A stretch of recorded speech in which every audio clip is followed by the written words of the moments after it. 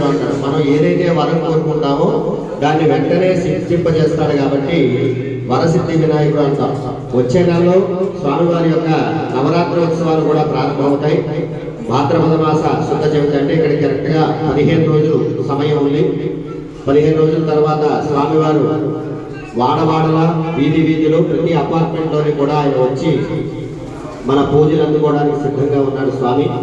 కాబట్టి ఈ యొక్క కార్యక్రమాన్ని పురస్కరించుకుని మొదటిగా అంకురారోపణ కార్యక్రమంగా ఈ రోజున స్వామివారి కళ్యాణంలో పొద్దున్న అభిషేకం, అలాగే సుబ్రహ్మణ్య స్వామి వారికి అభిషేకం జరిగింది, గణపతి హోమం జరిగింది.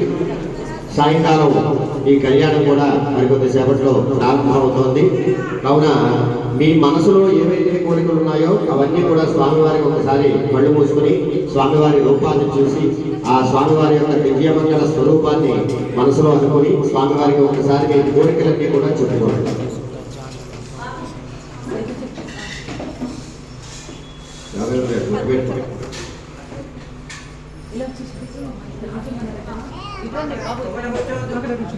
स्वस्ति पुण्याः वाचनं करिष्ये तदंग आरोग्योत्रवधाप्यर्थं महागणपति पूजाः करिष्ये तदंग कलशाराधनं